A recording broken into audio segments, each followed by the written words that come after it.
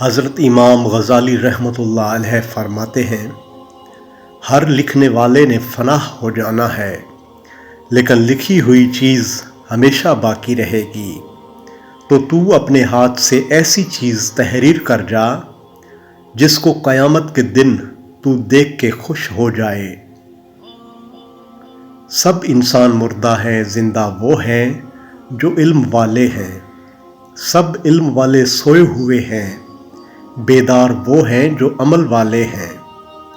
تمام عمل والے گھاٹے میں ہیں، فائدے میں وہ ہے جو اخلاص والے ہیں، اور سب اخلاص والے خطرے میں ہیں۔ کامیاب وہ ہیں جو تکبر سے پاک ہیں۔ عورت کی بد اخلاقی پہ صبر کرنے والا حضرت ایوب علیہ السلام کے صبر کے برابر ثواب پائے گا۔ انسان کا سب سے بڑا کارنامہ یہ ہے کہ وہ اپنے دل اور زبان کو قابو میں رکھے۔ گری ہوئی چیز اطلاع کے بغیر قبضے میں کر لینا لوٹنے کے مترادف ہے۔ غریب مہمان آ جائے تو قرض لے کر بھی تکلف کرو۔ ہر چیز کو اس کی ضد سے ہی توڑا جا سکتا ہے۔ مخلوق سے ایسا معاملہ کرو جو تم ان سے اپنے حق میں پسند کرتے ہو۔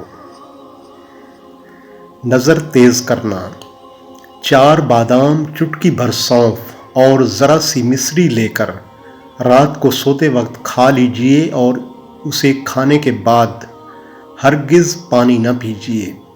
نگاہ دن بدن تیز ہوتی جائے گی۔ سرسوں کے تیل کے چند قطرے آنکھوں کے اوپر لگا کر ہر روز رات کو سوتے وقت مالش سی کیجئے۔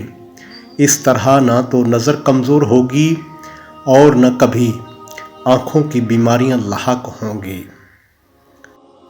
گاجروں کا زیادہ سے زیادہ استعمال کریں، اس سے آنکھوں کی بینائی بڑھاپے میں بھی خراب یا کمزور نہیں ہو سکتی۔ غسل کرنے سے پہلے پاؤں کے انگوٹھوں پر سرسوں کا تیل ملیے، کبھی نظر کمزور نہ ہوگی، چاہے عمر 100 سال سے تجاوز کر جائے۔